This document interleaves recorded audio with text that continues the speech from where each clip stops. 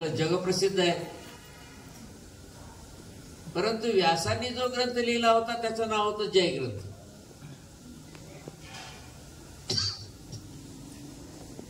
आणि त्याचं नाव, त्याची पद्य संख्या किती होती?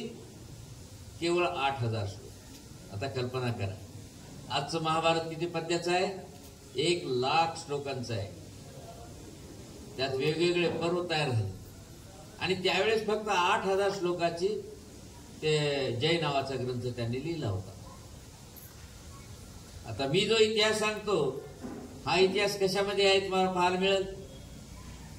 जी मुलं 12वीला आहेत संस्कृत घेतलेली, त्याच्या संस्कृतच्या अभ्यासक्रमाच्या पुस्तकामध्ये परिशिष्टामध्ये पुराण वाङ्मय या सदराखाली आलेली माहिती, कारण हा विषय मी महाविद्यालयात शिकवलेला आहे. त्याच्यामुळं हा इतिहास तिथे पाहायला मिळाला शालेय अभ्यासक्रमामध्ये. आणि व्यासांच्या पश्चात या ग्रंथाला वैशंपायनाने फुगवटा केला. म्हणजे हे राहिलं ते राहिलं, आणखी काही राहिलं, कोणाचं म्हणणं आलं आमचं बी काही राहिलं, बरोबर या तुमचंही टाकून देऊ, तुमच्या घराला भेट दिली सांगून टाकू, बरोबर या तुमच्या रामाच्या मंदिरात गेली ते बी सांगून टाकू, या तुमच्या आमच्या मंदिरात गेली ते सांगून टाकू, खुश करण्यासाठी. कारण पिक्चर काढताना काय करावं लागतंय की आमचं बी नाव यावं, आमच्या दुकानाचा फोटो यावा, म्हणून त्याला काही पैसे दिले की ते स्टुडिओवाले काय करतात, ती एक झाक त्याची घेऊन टाकतात. आणि नेमकं झालं तसंच. त्या जयग्रंथाचे 24,000 श्लोक झाले आणि नाव बदललं गेलं. मग आता जयग्रंथ कसं म्हणावं? 1 कप दुधामध्ये 3 कप पाणी टाकलं. आता दूधवाल्याला कळतंय ते दूध कसं होते तर. आणि मग त्याचं नाव दिलं भारत ग्रंथ. त्याच्यानंतर 300 ते 350 वर्ष ज्याला वाटल त्यानं त्याच्यामध्ये फुगीर भरती टाकत राहिली. श्रीकृष्णाच्या अनेक कल्पना, अनेक कथा, त्या राजेच्या गवळणी, त्या एक एक वाढवत वाढत वाढवत 1,00,000 श्लोक झाले. आणि शेवटी कोणीतरी सौती नावाचा होऊन गेला. सौती,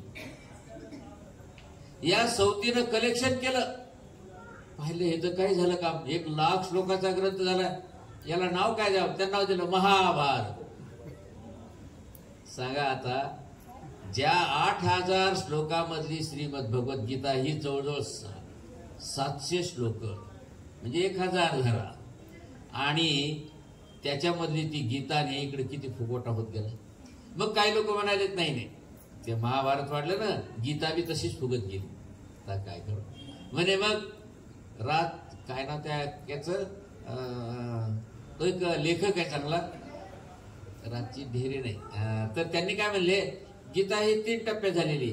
जय ग्रंथाच्या वेळेस काही झाली, भारत ग्रंथाच्या वेळेस काही झाली, आणि महाभारत ग्रंथाच्या वेळेस. आता लेखकाचं काय पाहायचं काम. त्यांनी प्रत्येकाने वेगवेगळे मतं मांडले. पण एकंदरीत असं दिसून येतं की ज्यावेळेस हा जय नावाचा ग्रंथ फुगत चालला त्यावेळेस लोकांनी काय पाहिलं, भक्तजनांनी, श्रीकृष्णाची ख्याती खूप अप्रतिम होती. अशी अप्रतिम होती की जशी ती सती अनुसया. सती अनुसयाचं चरित्र लहान नव्हतं. या अनसुयेनं हिचं एवढं तपोबल होतं, एवढं तपोबल होतं की तिच्या ऐश्वर्याखाली सगळे चुपचाप राहायचे. जिथं की अत्रि ऋषीचं सुद्धा महत्व तेवढं नव्हतं, तेवढं अनसुयेचं महत्व झालं होतं. एकदा काय झालं, मांडव्य ऋषीला सुळावर चढवायचं होतं. आणि आता ऋषीपत्न्या एक जण गेली, त्या सुळाला हात लागला. त्या ऋषीला भलता, ऋषी लोक भलते कोपिष्ट, त्यांनी शाप दिला, तो दिवस निघेपर्यंत म्हणे विधवा होती. तिने गेली आपल्या मैत्रिणीकडे, अनुसयाकडे, काय करू म्हणे, मला आता सकाळी माझा पती मरणार आहे, मी विधवा होते. कसं काय होते म्हणे. तिचं एवढं तपोबल, तिने सूर्याला उगूच दिलं नाही 6 महिने. आता काय तपोबल आहे, म्हणजे अभूतपूर्व अशा घटना. त्यांच्या तपोबलच असं होतं. आणि मग देव लोक घाबरून गेले. आता काय करा, पृथ्वीवर सगळा हाहाकार झाला. 6 महिने दिवस नाही निघाला म्हणजे काय झालं. सगळेजण ऋषी लोक देवगण तिच्या पुढे आले प्रार्थना करायला, बाई हे काय नाही म्हणजे माझ्या मैत्रिणीला विधवा पण जर येत असेल तर मी सूर्याला येऊच देत नाही वर. तर केवढी पंचायत झाली. सगळ्या देवलोकांनी सांगितलं नाही बाई तुझ्या मैत्रिणीला विधवा पण येऊच देत नाही. मग ठीक आहे उगू त्याला. केवढं ऐश्वर हो. या ऐश्वर्याला काही गणित. म्हणजे ह्या पूर्वीच्या महिलाच अशा होत्या. यांचं पातिवृत्य म्हणा की यांचं तपश्चर्याचं तेज म्हणा ते एवढं होतं की त्या तेजापुढं कुणाचंच काही चालत नव्हतं. एकदा काय झालं, तब्बल 10 वर्ष दुष्काळ पडला. आणि मग हिनं काय केलं, लगेच आपल्या तपोबलाने सगळे फळं भाडं अगदी फळून फुरून काढले. त्या लोकांना मरू द्यायचं नाही. आपल्या राज्यातल्याला कोणाला मरू द्यायचं नाही. सगळ्या झाडा नाव काळी फुलं सगळं सुरू झालं, नाही मरू दिलं. इतकंच काय, ज्यावेळेस रामाबरोबर सीतेला वनवासाला जायचं होतं त्यावेळेस अनसूयेनं काय केलं, तिला अंगराग दिला. अंगराग म्हणजे उठणं दिलं तिला लावायला, की ज्यामुळे हिंस्र पशु तुझ्यावर हल्ला करणार नाही, तुला कुठली भीती वाटणार नाही, कोण्याही पशु पुढे तू गेलीस तर तुला ते खाऊ शकणार नाही. असे ह्या अनसूयाचे अनेक चरित्र आहेत. आणि असेच चरित्र या महाभारतामध्ये अनेक ऋषी लोकांजवळ होते. एक से बडकर एक. कुणाला असं वाटत होतं मी मोठा, सगळे अहंकारी बनले होते. आणि म्हणूनच तर भगवान श्रीकृष्णांनी या सांगितले की यदा यदा ही धर्मस्य ग्लानिर्भूत. हे सगळे भैरवच होऊन बसले. प्रत्येकाजवळ सामर्थ्य, जो तो आपल्या सामर्थ्यानं शेखी मिरवायचा. आणि तशा अवस्थेमध्ये हे दुर्योधनाचं राज्य, भावातला भाऊ, परंतु भाऊ भावाला खातात म्हणतात ना, दुर्याच्या भांडण्यासाठी एकमेकाचा खून करतात, तसला प्रकार. एवढं तपोबल असलेलं असं ते त्यांचं तेज. आणि ह्या व्यासांनी अनेक ग्रंथ लिहिले. इतकंच काय की व्यासोच्छिष्टम जगत सर्वम हे ब्रीद वाक्य त्यांच्या नावावर प्रसिद्ध झालेलं आहे. आणि मग या 800 श्लोकामधून श्रीमद भगवत गीता हा पवित्र ग्रंथ म्हणून लोकांनी त्याचं पारायण ठेवलं किंवा ती पवित्र वाणी आम्हाला ऐकण्यात यावी.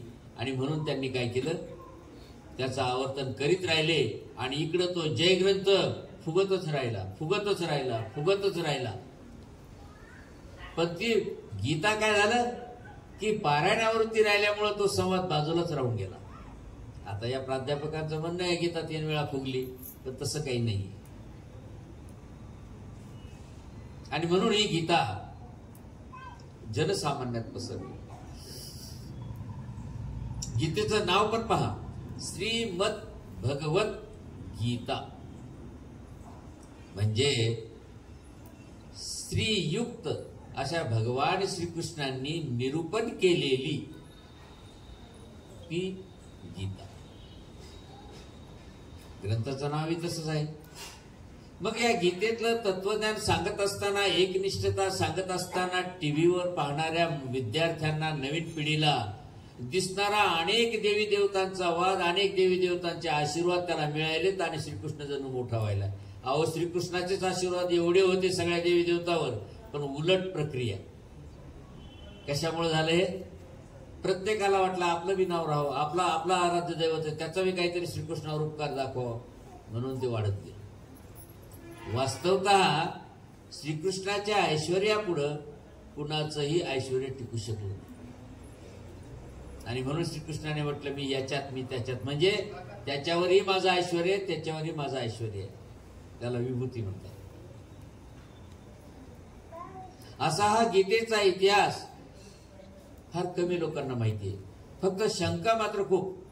आम्ही करकीला असताना विचारायचे लोक, अहो महाभारतात असं दाखवलं, याचं काय? तर काय मला काही माहित नाही, ते बी घेऊन यायचे. म्हणलं आता हे कुठून तुम्ही आणायलेत, काय आणायला, हे काय मला माहित नाही. मला फक्त श्रीमद भगवत गीता कळते. आणि जय नावाचा ग्रंथ किती होता? तो होता 8000 श्लोकाचा. आता तुम्ही 1,00,000 श्लोकाचं पुराण माझ्या पुढे वाचायला लागले, मी काय सांगू? तर यासाठी आपल्याला खरी जर गीता अभ्यास करायची असेल तर त्यासाठी श्रीमद भगवत गीतेचाच अभ्यास करणं योग्य आहे. महाभारतातून गीता होणार नाही. महाभारतामध्ये कथानकांचा खूप सुळसुळाट आहे. मग हा मुळात ग्रंथ व्यासाने लिहिला म्हणून महाभारत व्यासाचं. वास्तविक पाहायला गेलं तर वैशंपायनानं त्याच्या तिप्पट केले की हो. 8,000चे 24,000 म्हणजे 16,000 श्लोक टाकले त्यांनी करून. मग हा ग्रंथ कोणाचा राहिला आता? आणि त्याच्यानंतर 1,00,000 श्लोकापर्यंत ज्यांनी टाकलं त्यांच्या नावावर हा ग्रंथ जायला पाहिजे होता. परंतु मुळात जो ग्रंथ होता त्याचाच फुगोटा असल्यामुळं नाव बदलत गेलं आणि व्यक्तीचे नाव मात्र राहून गेले. फक्त 2-3 व्यक्ती सापडतात, ती व्यासानंतर वैशंपायन आणि वैशंपायनानंतर सगळ्या ग्रंथाचं कलेक्शन करणारा सौती. हे 3 नाव मात्र तेवढे इतिहासात उपलब्ध होतात. आणखी असतील काही वेगवेगळे मतांतर, पण मात्र अभ्यासक्रमामध्ये 3 नावं आलेली. आणि म्हणून गीता आणि महाभारत याच्यामध्ये खूप मोठी फारकत दिसून येते. भगवान श्रीकृष्णांची श्रीमद भगवत गीता हा जीवनामध्ये अत्यंत उत्कर्षाचा बिंदू आहे. तो सगळ्यांना शक्य नाही, पण कोणाचाही प्रयत्न वाया जाणार नाही. कोणाचाही प्रयत्न, कोणाचाही श्रद्धा जर जेवढी असेल तर त्याला निश्चितच तो फलदायी होणार आहे. तुम्हाला माहिती आहे की आतापर्यंत आपल्याला आपला धर्मग्रंथ आहे म्हणून हे सुद्धा माहिती होत नव्हतं. भगवान श्री चक्रधर स्वामींनी आपल्या भक्तगणांना निरूपण केली ती ब्रह्मविद्याशास्त्रामध्ये. ब्रह्मविद्याशास्त्र आणि श्रीमद भगवत गीता ह्या एका रेल्वेच्या 2 पटऱ्या आहेत, ज्या कधी एकात येत नाहीत, ज्या कधी दूर जात नाही. असं हे समांतर तत्वज्ञान आहे. या तत्वज्ञानाची बैठक ही काव्यात्मक व्यासांनी केली आणि ब्रह्मविद्याशास्त्राची बैठक केशिराज व्यासांनी सर्वज्ञांच्या मुखातून निघालेल्या वाणीला त्याने बैठक दिली. म्हणजे दोघही समांतर, तत्वज्ञान एकच.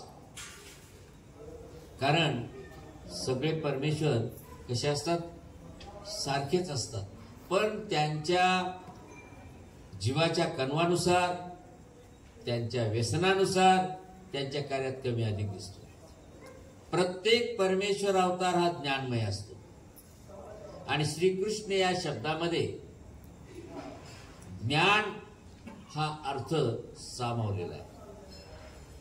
कारण श्रीकृष्ण जो शब्द आहे तो कृषीर धातूपासून झालेला आहे. कृषीर विलेखने असं कोशामध्ये त्याची व्याख्या आहे.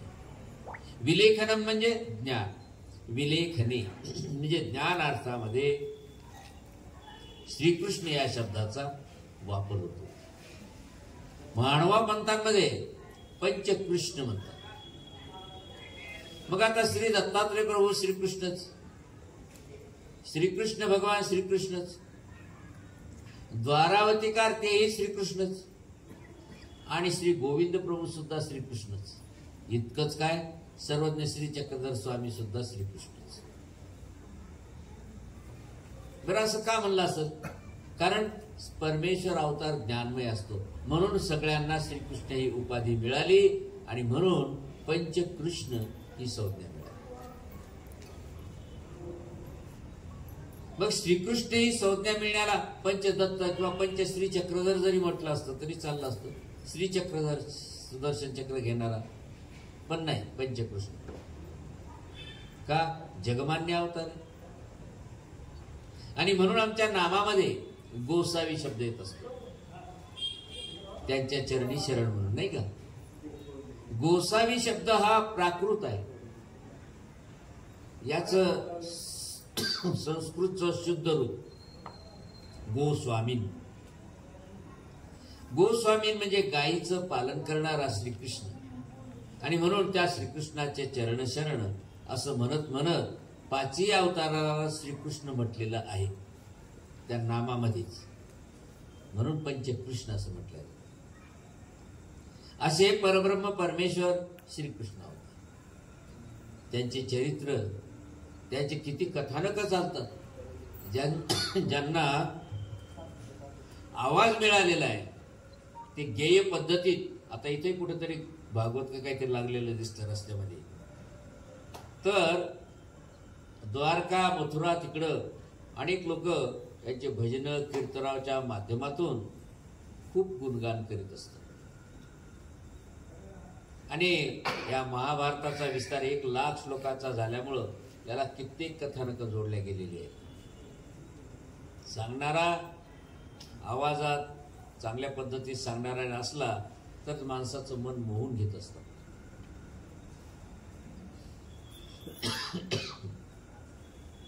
अशी ही श्रीमद भगवत गीता आणि त्याचा मूळ स्रोत तो अशा प्रकारचा आहे. आणि म्हणून जवळपास तुमचे जे काही संदेह आहेत महाभारताच्या सिरियलवरून निर्माण झालेले किंवा कोणी काही सांगत असलेले, ते तुम्हाला या इतिहासामधून लक्षात आले असतील की पहिले गीता किती होती. आता पाहूया गीता किती वेळात निरूपण केली असावी, नाही का? कारण दोन्ही बाजूला सैन्य उभं राहिलेलं आहे. दोन्ही बाजूला सैन्य उभं राहिलं आणि अशा वेळेस भगवान श्रीकृष्णांना भक्ताचं संरक्षण करायचं आहे म्हणून त्यांना पक्ष पांडवाचा घ्यायचा होता. अर्जुन ममतेनं ग्रासल्या गेला. माझे मामे काके यांना कसं मारू, क्षेत्रीय धर्म विसरून गेला. समजा एक भाऊ पाकिस्तानमध्ये असताना एक भाऊ इकडे असला भारतात, दोघं मिलिटरीमध्ये, हे समोरासमोर आल्यानंतर एकमेकाला मारल्याशिवाय सोडतील का? जर देश धर्म असला तर. देश धर्म नसला, गद्दार असला तर तो इकडे तिकडे करेल. आणि म्हणून पांडवाचेच भाऊ तिकडून, आणि त्या ठिकाणी याला ममत्व जागृत झालं की कोणीतरी एकाने माघार घ्यावी म्हणजे भांडण मिटलं. काय करायचं जाऊ द्या, त्यांना देऊन टाकू सगळं आणि आपण आपलं वनवासात निघून जाऊ. आणि नेमकं कौरवांना तेच पाहिजे होतं. परंतु परमेश्वराची इच्छा होती की दुष्टाचा संहार करून धर्मसंस्थापना करण्याची इच्छा. त्यांनी असं म्हटलंय, धर्मसंस्थापनार्थाय संभवामी युगे युगे. युगायुगामध्ये अवतार घेत असतो. आणि म्हणून त्यांना कोणीतरी निमित्त पाहिजे होतं, बाकी तेच पाहणार होते. अनेकांना विचारलं, महाभारतामध्ये सांगितलेलं आहे की म्हणे युद्ध कोणामुळे जिंकलं, कोणी कोणामुळे म्हणतंय. जे ज्ञानी होते ते म्हणले नाही, या युद्धाच्या वर सुदर्शन चक्र फिरत होतं, जे पांडवाला पूर्णपणे कवच देत होतं.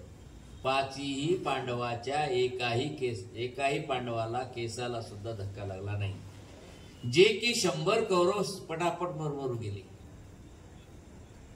परंतु लोकांना वाटायचं मी असं केलं, मी तसं केलं, आम्ही याच्यामुळे जिंकलं. कुणामुळंही नाही, भीष्माचार्यांना हे कळत होतं. फक्त भीष्माचार्यांना कळत होतं श्रीकृष्ण काय चीज आहे, बाकीच्यांना नाही कळाली.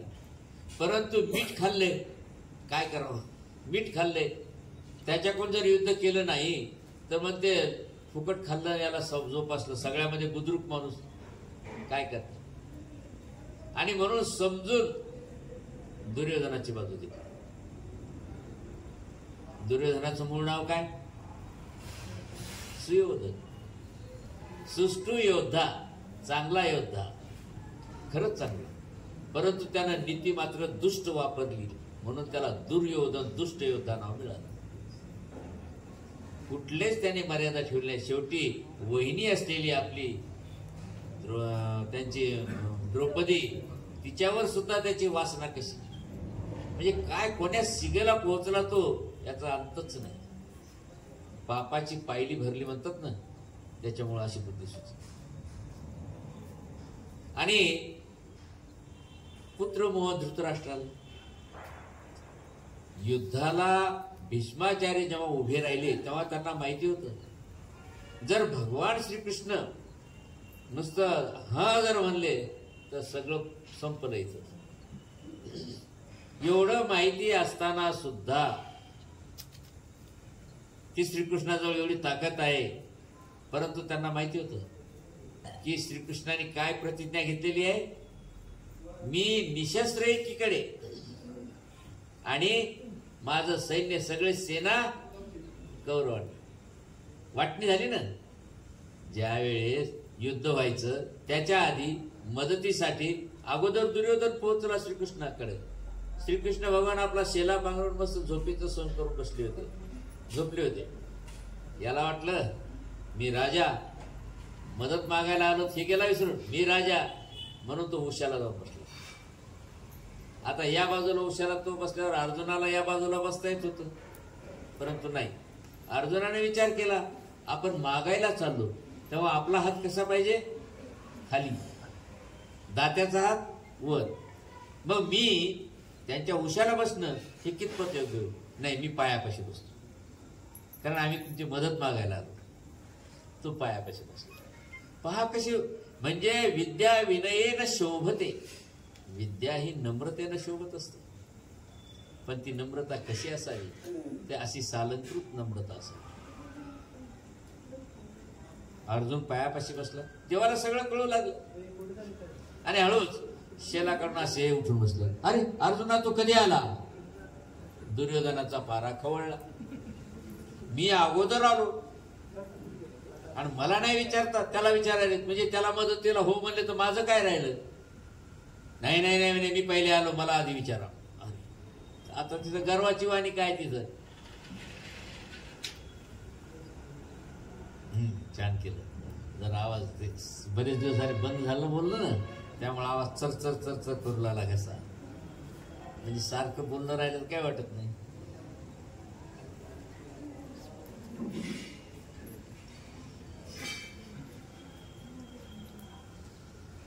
मग अहो तुम्ही पण आलात का? बर बर, या या दोघंच.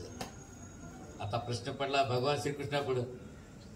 हा म्हणतो मी पहिले आलो, याला म्हणायचं अर्जुन, त्याचं पहिल्या तो दृष्टी माझी अर्जुनावर पडली. मी पहिले प्रश्न अर्जुनाला केला, त्यामुळं मला अगोदर अर्जुनाला विचारणं माझं कर्तव्य आहे. आणि म्हणून दुर्योधनाला सांगितलं, अर्जुन दुर्योधना तू जरी अगोदर आला असला तरी माझी दृष्टी अर्जुनावर पडली आणि मी त्याला प्रश्नही केला तू केव्हा आलास, काय आलास, त्यामुळं मला आधी त्याचं ऐकणं भाग. फार कटू तोंड केलं त्या वाक्य तिकडे. नाही म्हणे बरोबर नाही, मी पहिले आलो. ठीक आहे म्हणे. तोही उद्याच्या युद्धाला मागणी करायला आला आणि तोही त्याच युद्धाला मागणी करायला आला. तेव्हा माझी बी एक म्हणे, आता मला तर दोघांना नाकारता येत नाही, दोघे आलेत मागायला, म्हणून मी माझी विभागणी करतो.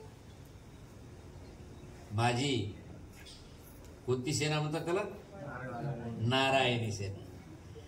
ती एकीकडं आणि निशस्त्र असा मी एकीकडे, पहा विभागणी केली. पण मात्र माझं अर्जुनावर लक्ष केलं. मी अर्जुनाला पहिली वाटणी उचलायला लावणार. दुर्योधनाला वाटलं आता यानं जर सेना घेतली तर निशस्त्र या श्रीकृष्णाला घेऊन मी काय करू? विनाशकाले विपरीत बुद्धी. त्याला कळालंच नाही. हे भीष्माला कळत होतं. आणि मग अर्जुन, दुर्योधनाचं तोंड लहान झालं. अर्जुन हा भक्त होता. अर्जुन हा भक्त होता. देवा मला फक्त तुम्ही पाहिजे, शस्त्र नको तुमचं, ना तुमची सेना नको, काय नको. मी भक्त आहे, मला भक्तच असावं आणि तुम्ही मला फक्त पाहिजे. दुर्योधनाचा आनंद गगनाला मावेन असं झाला. काही येडपट म्हणे, याला काहीच मागता नाही आलं, मूर्खच आहेत म्हणे, काय हरकत नाही म्हणे, मी घेतो म्हणे सेना आणि दिसत. काय श्रीकृष्णाची लीला आहे. पडत्या बाजूमध्ये कसं राखलं असं. एकटा श्रीकृष्ण निशस्त्र खुश झाला. दुर्योधनाला वाटलं आता माझी जिंकलो. श्रीकृष्ण भगवंतांनी काय करावं आता, निशस्त्र आहे, तुझं सारथ्य होतो, आता काय करू, कारण मला तर शस्त्र चालवायचं नाही आणि युद्धात उतरायचंच नाही, त्यामुळे प्रश्नच नाही. आणि म्हणून मी तुझा रथाचा सारथी बनतो. अर्जुनाला मान्य झालं. कर्ण खुश. त्याच्याजवळ असे एकापेक्षा एक शस्त्र होते की त्याला वाटलं मी अर्जुनाला मारूनच दाखवतो. तो आधी फुरफुरतच होता. फक्त भीष्माला मात्र अडचण होती की श्रीकृष्ण जिंकून राहते तिकडे विजय होतो, पण त्यांचं शस्त्रच नाही त्यांच्या हातात. त्याच्यामुळं मी जिंकतो. तोही खुश झाला, भीष्मही खुश झाला. देवाने काय केलं, आता आपलं सैन्य आपणच कसं मारून घ्यावं म्हणून युद्धभूमीवर गेले आणि तिथं हळूच अर्जुनाच्या कानामध्ये त्याला विचारलं, काय रे म्हणे, कापसाचा काय भाव चालू आहे सध्याला म्हणे. आता सांगा, दोघं युद्धाला उभे राहिले आणि कानात ठुसठुस केल्यानंतर पुढच्याला संशय येणार की नाही. तर त्याला विचारलं की काय म्हटले श्रीकृष्ण बरोबर, तुला उपदेश काय केला. तो लागला हसायला. त्यालाच केला ना, अर्जुनालाच. सेनापती, हा नारायण, बरोबर, नारायणी सेनाच्या सेनापतीला. त्या सेनापतीला सांगितलं की सध्याला कापसाचा काय भाव चालू आहे. तो गदगदा हसायला. आता ती सगळी सेना कोण होती, दुर्योधनाकडून. याला वाटलं आपल्या सेनेला श्रीकृष्णाने कानात काही गद्दारीचा मंत्र दिला नाही आणि म्हणून त्याने विचारलं काय सांगितलं, हक्काने विचारलं. तो लागला हसायला पोट धरू धरू. आता याचा पारा लागला खवळायला. तो हसायला, काय सांगू म्हणे तुम्हाला, देवाने म्हणे या युद्धाच्या वेळेला मला विचारलं कापसाचं काय भाव. अरे तू कपटी आहेस म्हणे, नक्कीच म्हणे तू कपटी आहेस म्हणे. चालेल जाऊ दे, तुझी सेना नको, काहीच नको मला. त्याच्या हातानं त्यानं ती सेना गमली. जी सेना प्रामाणिकपणानं त्याच्यासोबत युद्ध करणारी होती ती सेना गमली. मला लागत नाही म्हणे तुझी सेना, कारण का काहीतरी कानात सांगितलं ना, म्हणतोय कापसाचा काय भाव चालू आहे. देवाला हेच पाहिजे होतं, आपलं सैन्य का मारून घ्यायचं. म्हणजे न म्हणता काटा निघून गेला, काही न करता. ठीक आहे म्हणले. आता काय सेनापती म्हणला, नाराज झाला बिचारा, गेला निघून. आता राहिला फक्त अर्जुन. युद्धाला सुरुवात व्हायच्या आधी भीष्माचार्यांना असं वाटू लागलं मी येऊ करेल, मी तीव करेल. दिवसामागे दिवस जायला लागले. 18 दिवसाचं ते युद्ध आहे म्हणून तर 18 अध्याय केलेले आहेत. या सगळ्यामध्ये आणखी एक महत्वाची गोष्ट होती, ती म्हणजे बलराम. बलरामाचा नांगर असा होता, त्याच्या नांगरापुढं कुणाचंच काही चालत नव्हतं. पहा, बलरामाचा जो नांगर होता, आता श्रीकृष्णाला ती अडचण झाली. तो काय म्हणायचा, श्रीकृष्णा अरे आपलेच भाऊ आहेत रे, काहीतरी मिटून घेऊ, काहीतरी करू. ते ऐकत नव्हते, तरीपर्यंत हा मोठा होता ना. नाही नाही, समजून सांगू, थोडं थांब, आणखी समजून सांगू. त्याचं एकच तुंतुन. आता काय करावं. मग त्यानं काय केलं होतं की ज्यावेळेस भगवान श्रीकृष्ण म्हणले ते जाय रे म्हणे ते मिटवून देते, त्यावेळेस त्यांनी काय केलं होतं, पाप केलं होतं, मारलं होतं नाही. ते म्हणले देवा दादो म्हणे तुला पाप घडलेलं आहे, तू काय करते पाप. हा कसं आहे ते, असंच आहे ना भगवान दादा.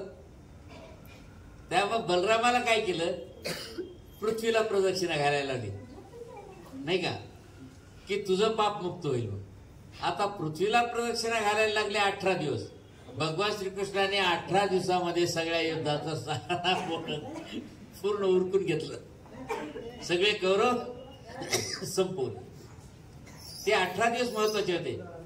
बलराम आल्या आल्या एवढा क्रोधायमान झाला, काय रे देवा म्हणे श्रीकृष्णा, तुला 18 दिवस सांभाळता नाही आले, मी कसं सांभाळत होतो सगळ्याला थोपटून थापटून, आणि तुला 18 दिवस सांभाळता नाही आलं, हे काय करून बसला, तू सगळं मारून टाकले ते.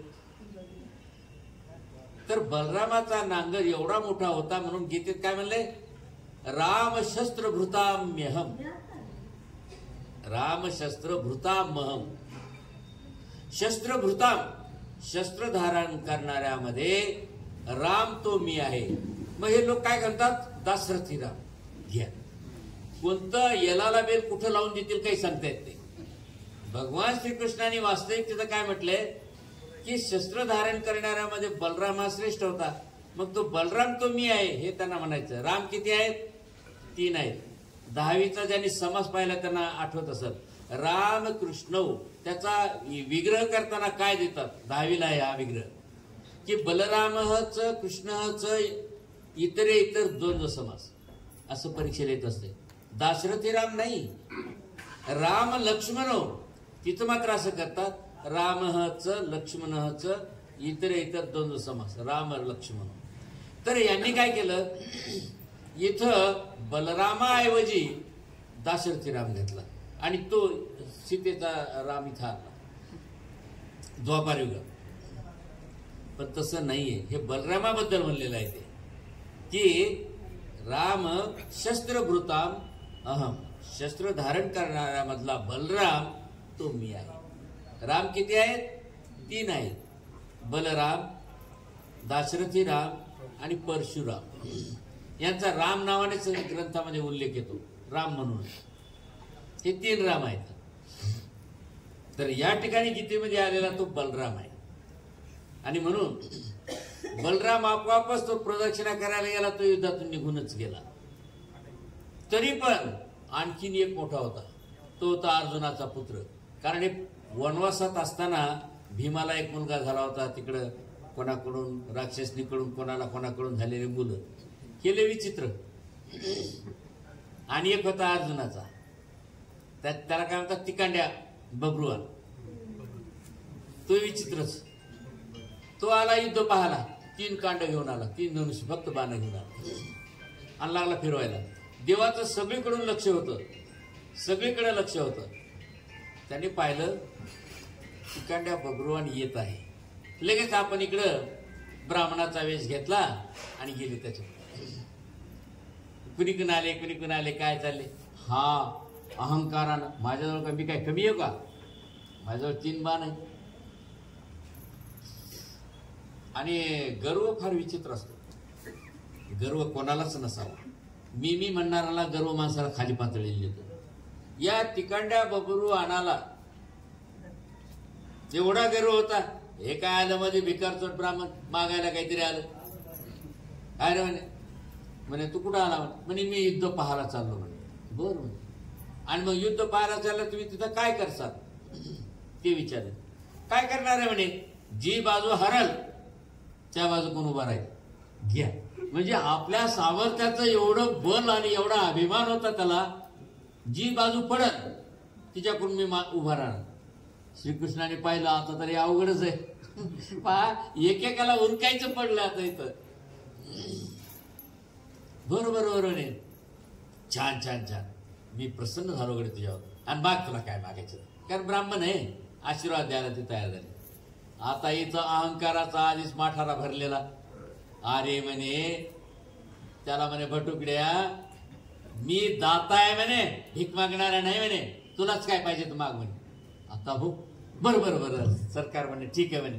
त्याने आपली नम्रता कोण, श्रीकृष्ण भगवान ब्राह्मणाच्या वेशात म्हणे मी दाता आहे, मी काय असा मागणारा नाही म्हणे तुमच्यासारखा. जसं एखाद्याच्या मुलाने दीक्षा घेतली ना, त्याला नातेवाईक लोक म्हणतात काय तिथे भिक्षा मागायला लावली, अरे आपल्या खानदानाचा अपमान आहे म्हणतात, त्याला दीक्षा न घ्यावा म्हणून म्हणणारे असे अनेक बरेच कुटुंब आहेत. त्यांना फार अपमान लाज वाटते की आपलं पोरग साधू झालं म्हणून. असे बरेचसे आहेत. आणि मग ते म्हणले ठीक आहे म्हणे महाराज म्हणे मी मागतो म्हणे, द्या म्हणे वचन आम्ही देसाल. ते म्हणले घे म्हणे वचन. त्याला वाटलं मागून काय मागणार आहे, मी तर 3 लोकाचा राजा आहे, माझ्यावर 3 बाण आहेत, त्या गर्वामध्ये तो. त्याने म्हटलं सरकार मला फक्त तुमचं शिर पाहिजे. आत्ता हो वाणी तोंडातून निघालेला शब्द आणि यानं दिलेली दरपोक्ती, मी तुला देतो काही माग. त्यानं मागितलं मुक्त भगवान श्रीकृष्ण. मग त्याने विनंती केली, आता मात्र गर्व खाली गेला खरकन आणि सांगितलं मला फक्त युद्ध पाहण्यापुरतं जीवदान ठेवा, मी माझं मुंडकं कुठे ठेवलं उभं राहील, फक्त मला युद्ध पाहायचे म्हणे. आता तर काय संपलं माझं, कारण मुंडकं गेल्यानंतर तो राहू शकत नाही जिवंत, पण मला जीव ठेवा म्हणे. मान्य केलं. आणि म्हणून तो एका झाडावरून पाहत होता आणि त्यानं असं केलं की ते मेलेलं सैन्य दुर्योधनाकडचं जिवंत व्हायचं, कारण पडत्या बाजूकडून तो अभिमान येणार होता ना. फार अवघड होत आहे. एक श्रीकृष्णांनी जे तोंड दिलंय हे सोपं नाही दिलं, हे फक्त त्याच अवताराला जमू शकते. दुसऱ्याला नाही जमणार हे. आणि मग तेवढं त्याने अभय घेतलं मागून, तो कटला. आता राहिलं भीमाचं पोरग. आता हो किती पैसे एक आहे का, तो घटोत्कच एक. आता काय करा, ते घटोत्कच विचित्रच. त्यानं काय केलं मध्येच, हे कर्ण आणि दुर्योधन रस्त्याने जात होते, त्यानंतर काय केलं, झाड धुरधुर रस्त्यात आदळले, परेशान केलं. अरे म्हणे हे काय रे म्हणे कर्णा, म्हणे हे काय चाललंय म्हणे. ते म्हणे याला मारायला माझं एक शक्ती, पण मी त्या अर्जुनाला मारायसाठी ठेवले रे. अरे तुझा अर्जुन कधी मरल, इथं मी मरायलो म्हणे. आता काय करू. मग त्यानं ती शक्ती तिथं वापरली आणि घटोत्कचाला मारलं. आणि मग त्याने मरताना म्हणला होता, कोण, भीमाचं नाव घेतलं. त्यावेळेस कळालं का भीमाचं पोरगा होतं. त्याला तिथंच कटवलं. राहिला भीमाचा दुसरा पोरगा, ते बी विचित्रच. आता काय करावं, याला कसं करावं. मग भीमाला सांगितलं आहे पाकडे उद्या युद्ध आहे, आणि युद्धाचा जो खांब उभा होणार आहे, रणभूमीचा खांब, हे बघ म्हणे, या खांबाची जो कोणी पहिला सुरू पूजा करील तो जिंकतो.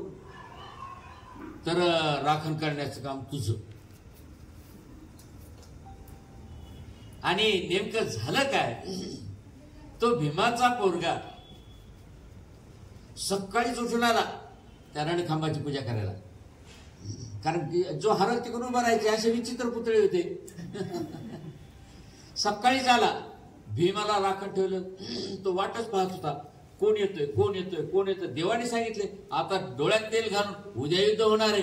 त्यानं त्या खांबापाशी कोण येतो वाट पाहिला, आणि त्याने सकाळी येऊन पूजा करायला म्हणतो वाक वरून आणि वरून घातली, घेता खतमच करून टाकला, मारूनच टाकला. त्याचा चेंदामेंदाच केला मुंडक्याचा. त्यानं मरताना नाव होतं भीमाचं. माझंच पोरग होतं काय, ते हिडंबीचं काय कोणाच पोरग होतोय. आता काय खरं देवा, पण हे काय केलंस तू, मलाच मारायला लावलं. अरे मला काय माहिती म्हणे ते तुझं पोरग येणार मारायला, ते पूजायला म्हणून. मला वाटलं शत्रूचं परपक्षाचं पण येईल म्हणून तुला राखायला पाठवलं म्हणलं. आता त्यालाही संपवलं. म्हणजे भगवान श्रीकृष्णांनी युद्धाच्या अगोदर काय काय केलं मला लक्षात घ्या. सोपं नव्हतं युद्ध जिंकणे. आता राहिला फक्त प्रश्न भीष्माचार्यांचा. कारण भीष्माचार्याजवळ अशी शक्ती होती, तो पाची पांडवाला गुंडाळू शकत होता. पण श्रीकृष्णाला जर त्याने त्याच्यात हस्तक्षेप नाही केला तर ही तर जर तर होतं. आता काय करा. राहिला कर्णाला खूप समजवलं, अरे तू त्याचा भाऊ आहेस अजून. पण तू म्हणे मी मीठ खाल्लं म्हणे, त्याने मला सुतपुत्राऐवजी राजेपद दिले, आता मला ते कोणीच लढावं लागेल. त्याची एक शक्ती गेली घटोत्कचावर, ती तरी कुठं राहिली त्याच्याजवळ. पण आता शेवटी भीष्माच्या वेळेस काय झालं की ज्यावेळेस पांडव पटापट पटापट आपलं कौरव पटापट मरू लागले, त्यावेळेस दुर्योधन खवळला. काय म्हणे भीष्मा, 12 दिवस झाले आणि तू एकही पांडव खाली पाडला नाहीस, माझे भाऊ किती मेले.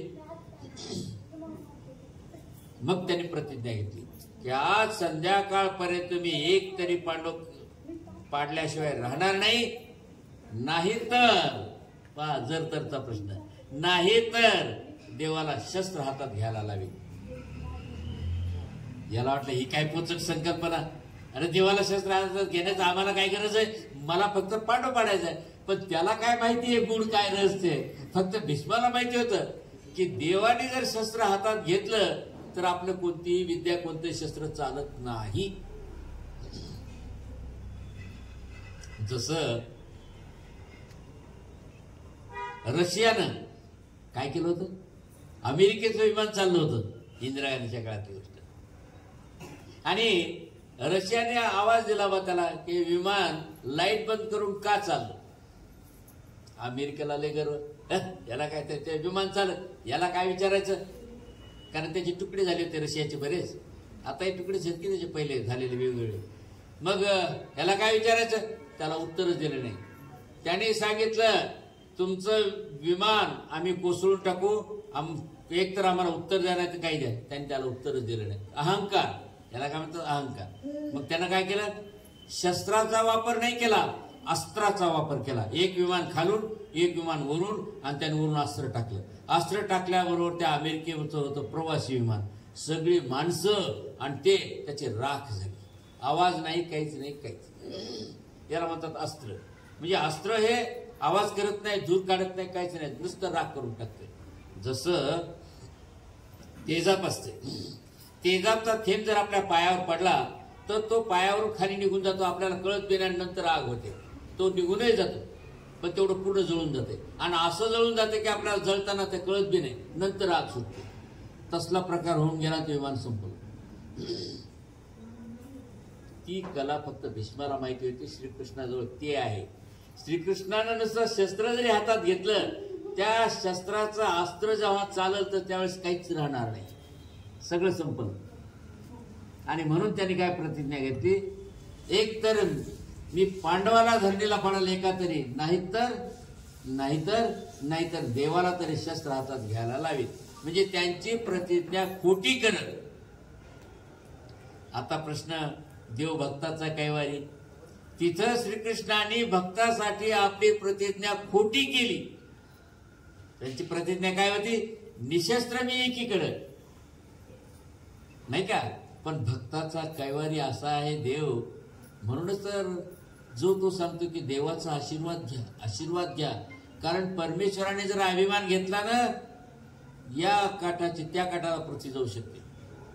आणि म्हणून ज्या वेळेस पहिलं त्यांनी एक शस्त्र टाकलं तर देवाने काय केलं, चटकन सगळे घोडे खाली बसविले. कारण तिथं अर्जुनाचं मुंडकं जाणार होते. वास्तविक हुशारी फार मोठी होती. शिखंडीला पुढे केलेलं होतं. आणि शिखंडी हा पहिला स्त्री होता. जसं आता स्त्रीला पुरुष, पुरुषाला स्त्री करतोय सायन्स आहे, तसा हा शिखंडी पहिली बाई होती. आणि त्यांनी आपल्या विद्येच्या तपाच्या बळाने तो पुरुष होऊन गेला. भीष्माचार्याला ते मान्य नव्हतं. भीष्माचार्य म्हणायचे ती स्त्री आहे आणि मी स्त्रीवर शस्त्र टाकत नाही, कारण माझे शस्त्र पाणीदार आहेत. त्याचा एका स्त्रीवर वापर करणं हा नपुसकपणा आहे. म्हणून त्याचं ती एक अडचण. आणि म्हणून बरेच शस्त्र त्या शिखंडी पुढे राहिल्यामुळे त्याचे चुकत होते. शिखंडी पुढे राहिल्यामुळे त्याचे शस्त्र चुकतच राहिले. कोणाचे, भीष्माचे. आणि अर्जुनाचे बाण त्याला लागतच राहिले. तेवढ्या याच्यामध्ये त्याच्याजवळ एक असं शस्त्र होतं ते त्या सगळ्याला चुकून जाणार होतं. आणि ते टाकल्याबरोबर अर्जुनाच्या आता इथं गळ्याला लागणार. देवाने पटकन सगळे घोडे असे ओढले की ते खालीच बसले. खाली बसले ते लागलं त्याच्या मस्तकाला, म्हणजे टोपाला. आणि अर्जुन कोसळला. कोसळल्यावर लगेच भीष्माचार्याने दुसरं शस्त्र टाकलं. आता तर सापडला, कारण आता खाली पडल्याने सापडला. लगेच टाकून त्याचं संपवणार की देवाने काय केलं, जवळच एक रथाचं चाक होतं मोडकं. त्यांनी पाहिलं आता हे कशानंच वाचत नाही, आता मरतोच. लगेच रथाचं चाक उचललं. भीष्माचार्याने ओळखलं आता याने मोडकं चाक जरी उचललं तर मग आता कोणाचंच शस्त्र याच्या पुढे चालत नाही. त्यांनी लगेच शस्त्र खाली टाकलं आणि सांगितलं, देवा मी जिंकलो. काय म्हणतो भीष्म, देवा मी जिंकलो, तुम्हाला शस्त्र हातात घ्यायला. या दुर्योधनाचा एवढा तळपाच्या मस्तकाला गेली. अरे काय त्या जेव्हा टाकायचं होतं तू, त्याला काय माहितीये की त्या चाकानं ते तिकडेच गेलं असतं, उलट त्यालाच फिरून लागलं असतं. ते त्याला नाही कळालं, ते भीष्माला कळालं. फक्त भीष्माला की श्रीकृष्ण काय चीज आहे हे ओळखणारे त्यावेळेस सुद्धा लोक.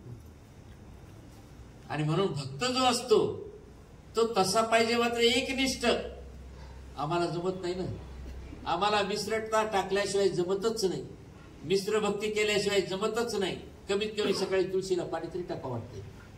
नाहीच काय झालं तर कमीत कमी देव दिसत, हा जय, कुठे मंदिर दिसत. आमच्या इथं नांदेडला नदीच्या पलीकडे काही माणसं पुरलेले असतात आणि त्या घरावर बांधलेले तिथं लोक जुगार खेळतात.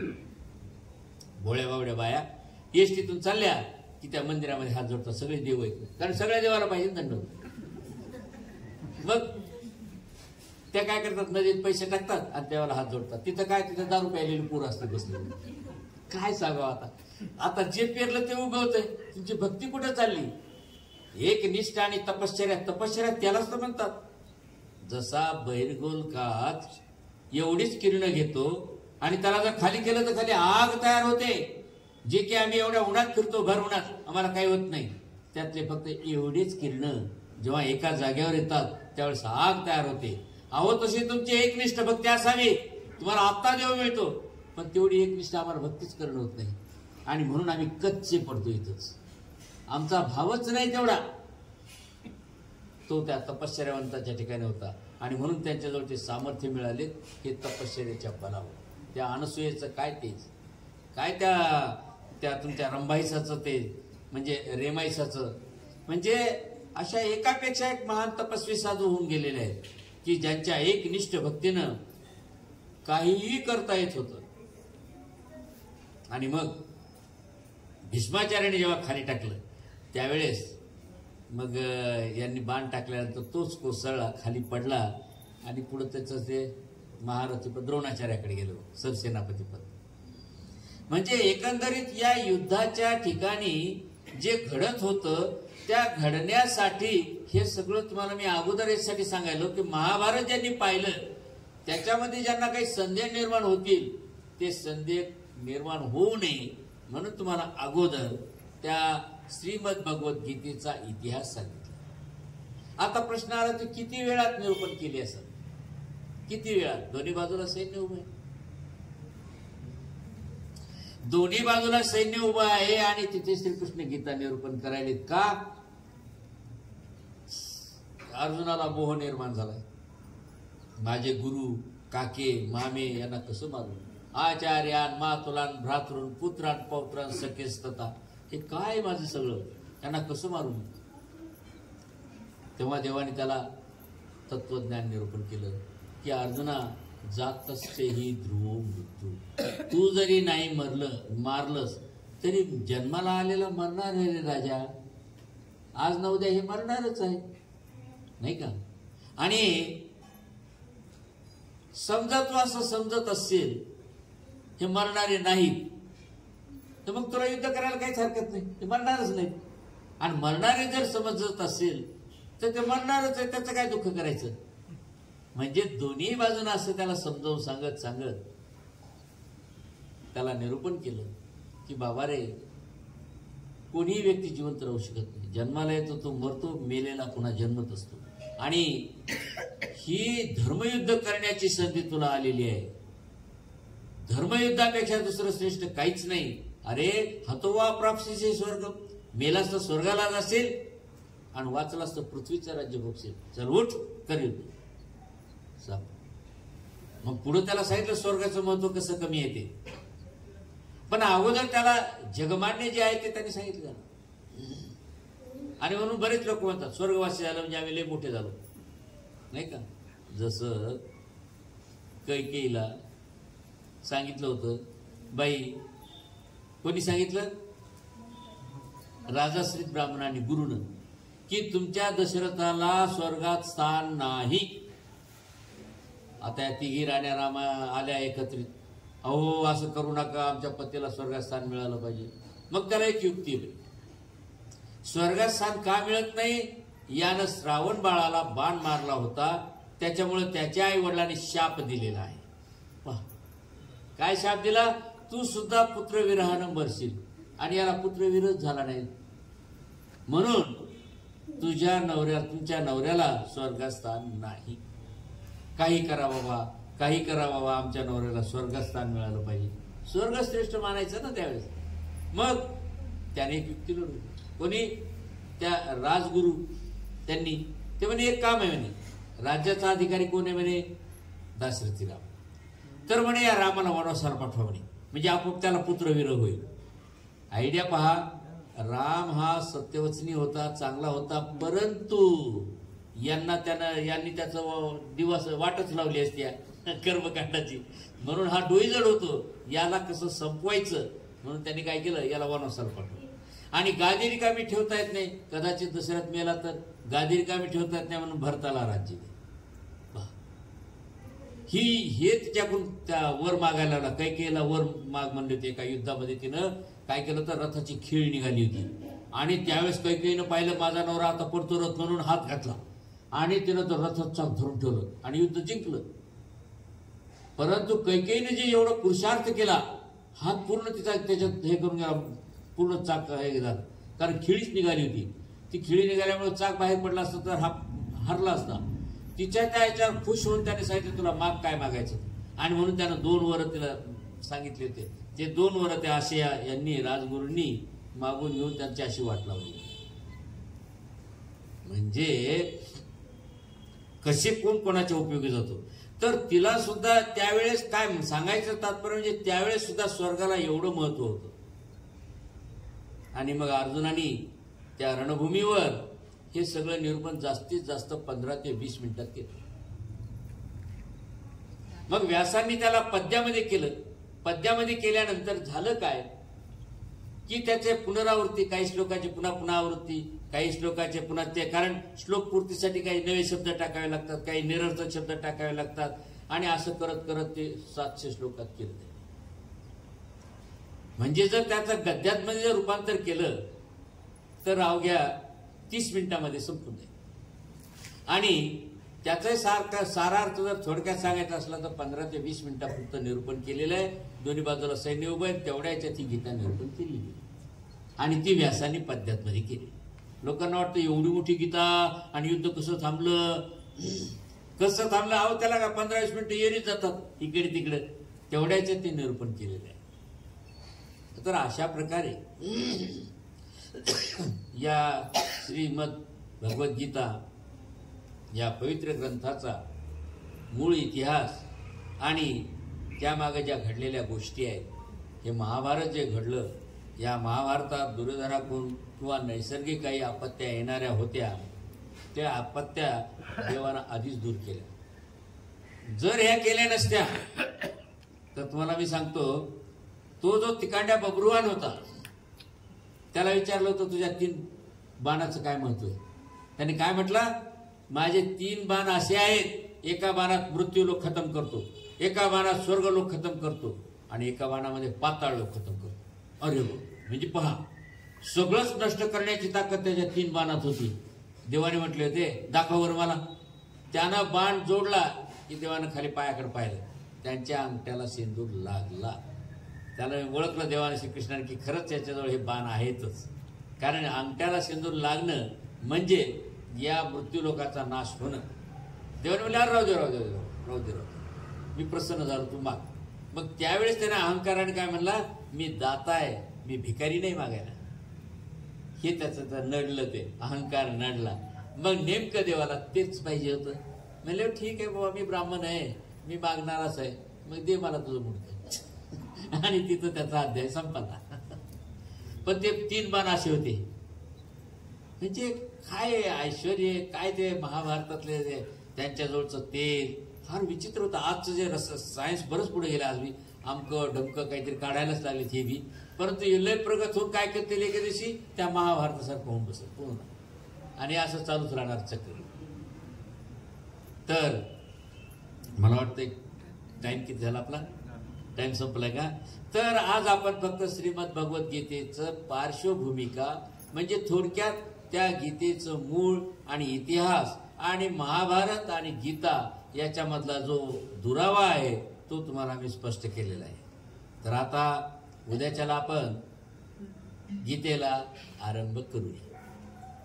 आणि मी याच्यासोबत मला वाटतं आमच्या नामाचे 10 घ्यायचे होते ना, तर मला वाटतं वेळ झालेला आहे ना. बर,